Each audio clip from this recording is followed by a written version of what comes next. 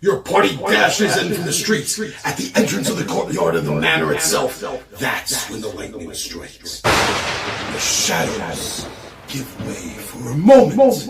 And at the top of the stairs, you see an ogre magi already completing the arc.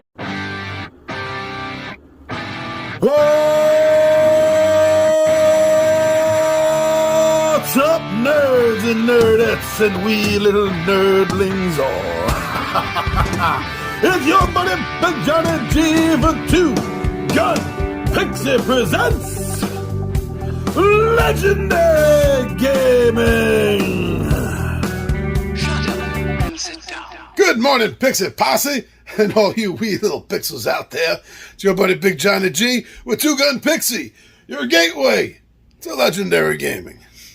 Now, this is Wednesday morning.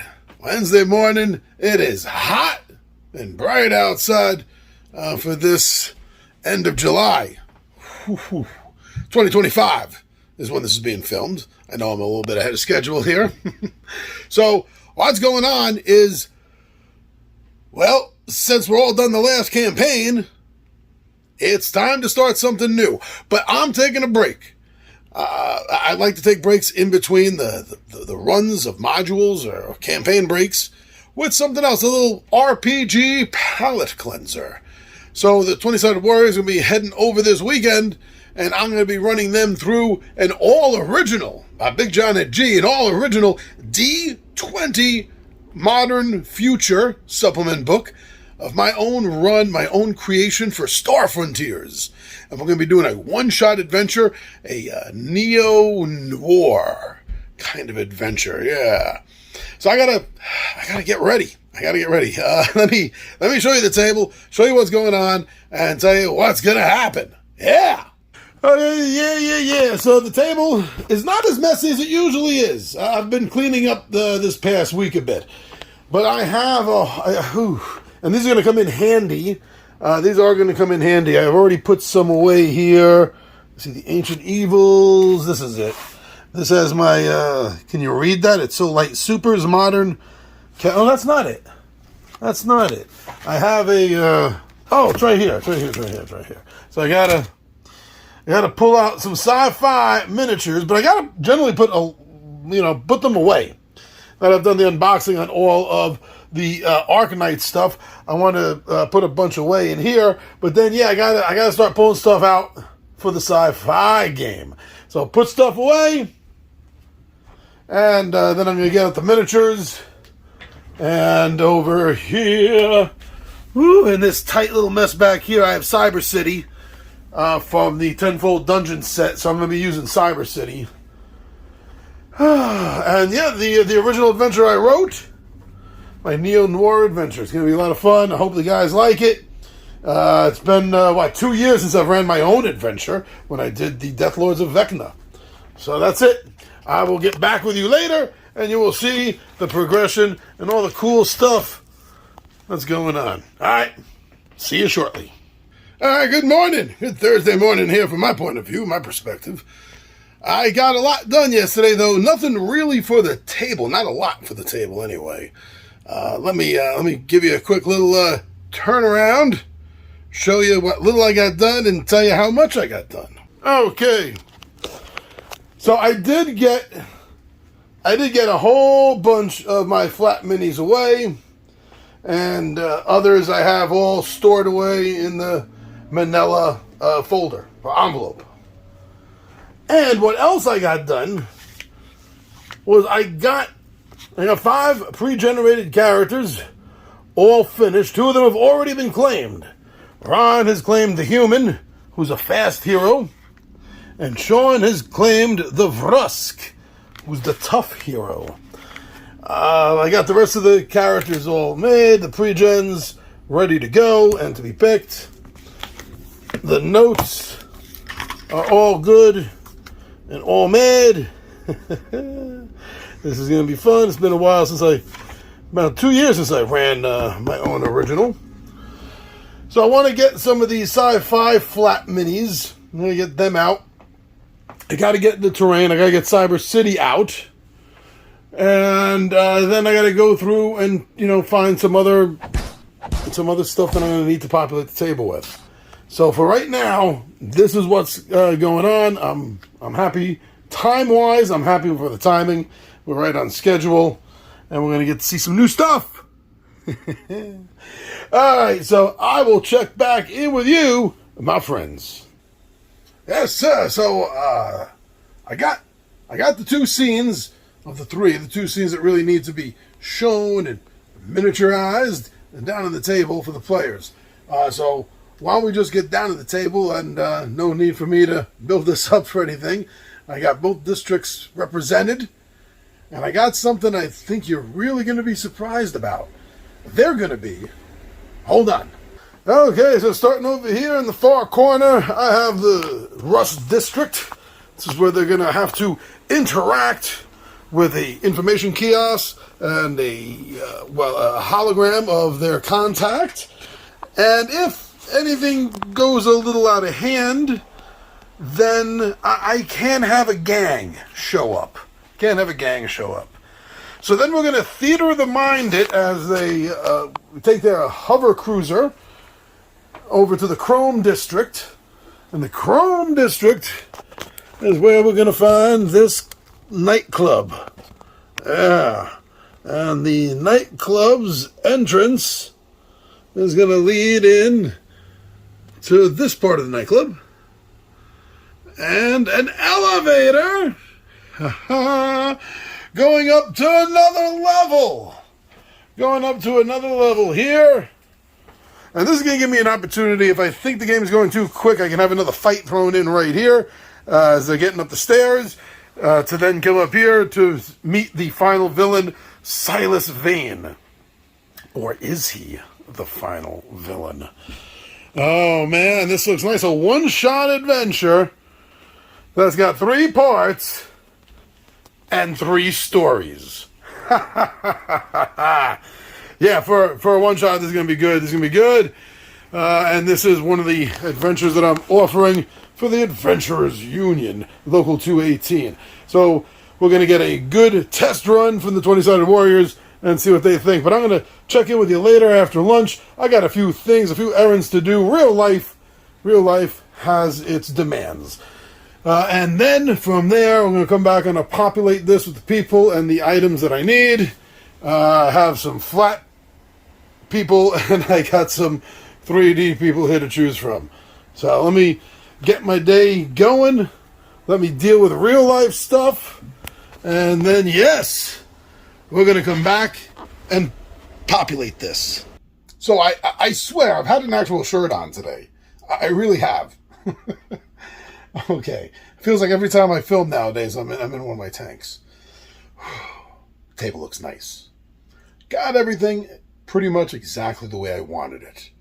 Maybe a little bit of a bigger table, longer table, or a second table to set up on would have been a little bit more preferred.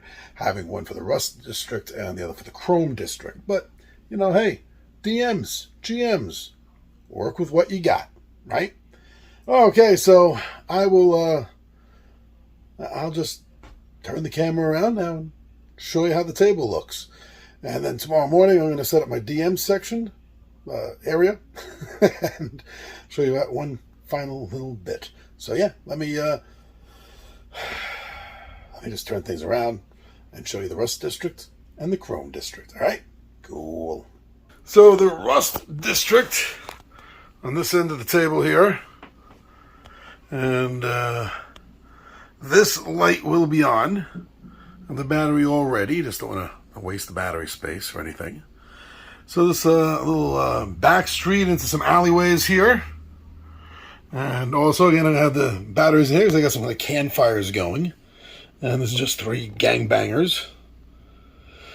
And nothing's really going to happen with them unless the party starts something. Or maybe if one of them gets... See, we don't have the Yazarian, the monkey. They get very angry. But if anybody gets angry and does anything to the kiosk or anything, it's going to get their attention. So I just like set up some, like maybe you're not supposed to be back there, get some barriers. That'll also give them partial cover during combat. That'll make things interesting. So then we're going to do Theater of the Mind for them driving there to the Chrome section from Rust District. Do a little Theater of the Mind role playing of the car trying to get through traffic and the bad weather and everything. And then, lo and behold, over here, yes, they are going to be at the Chrome District, finally. And I have it all populated. This is what you weren't seeing before. Look at this. So we got the guards on the outside, and I did change it down to just one door again. And that's just a fancy light source. It's not like a campfire or anything. It's just illuminating the doorway. These lights, this one and this one will be lit. So yeah, we have the two guards standing at the doorway. And then you enter. The first thing you see is the bar.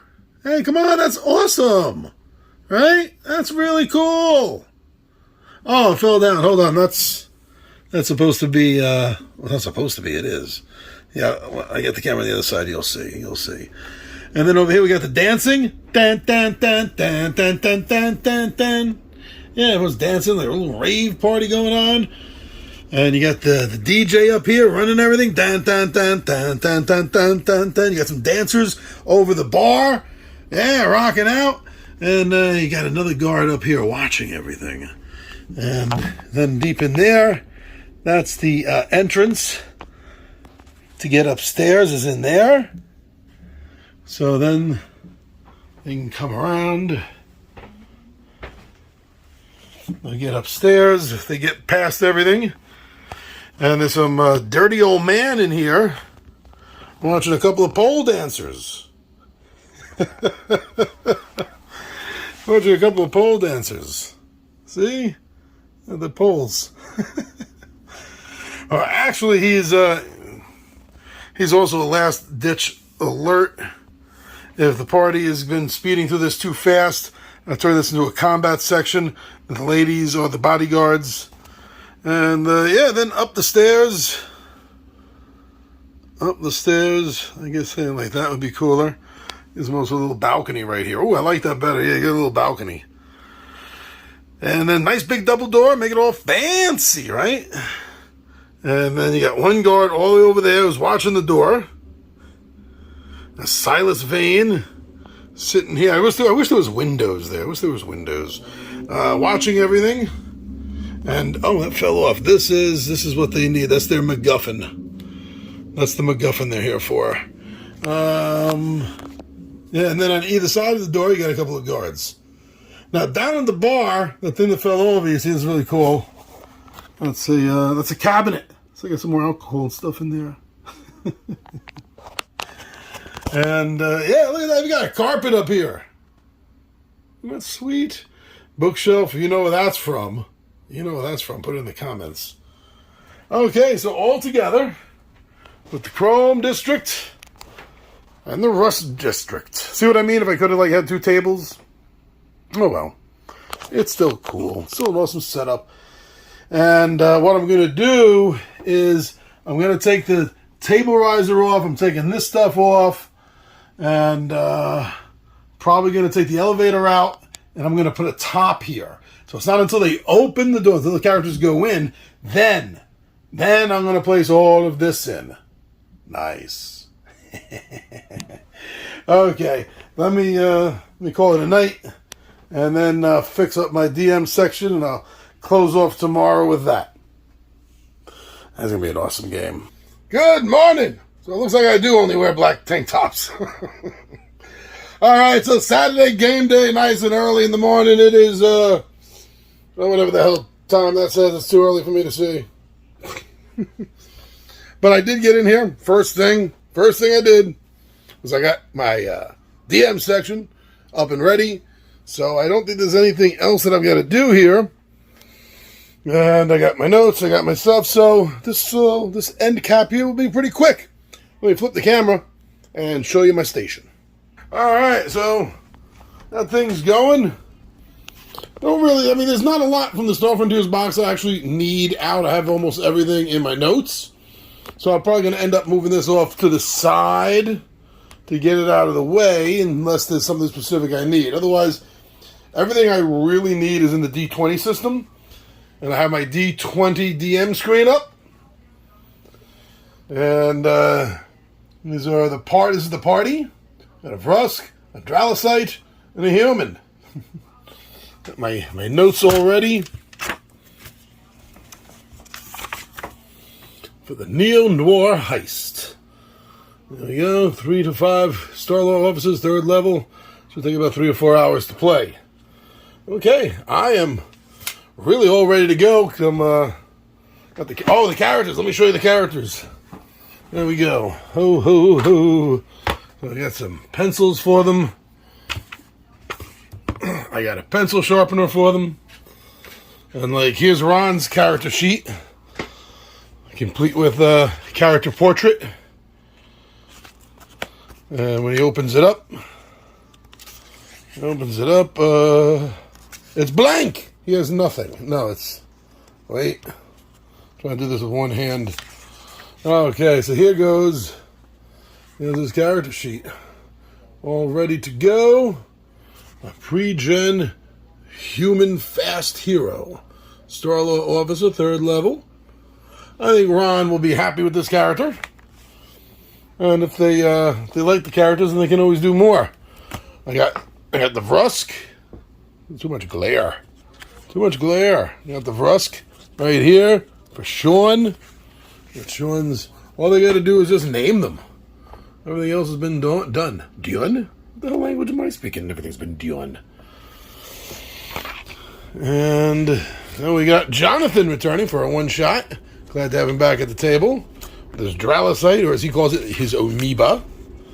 And the amoeba officer is also ready to go. I think they will like these character sheet holders I got for them.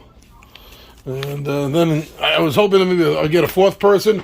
Maybe I'll run as an NPC, and that's the android Frawl. Yeah, Frawl's basically Grays. And he's the team medic. I was hoping somebody would want to take the team medic, but nobody has. So I might end up leaving him in the hover cruiser, the Star-Lord hover cruiser as an NPC, in case anybody needs any medical attention. Or if we get a 4th player, I have a 4th one ready to go. I have he has Iranian. I always say their name wrong. The monkeys, the angry flying monkeys. I have come on.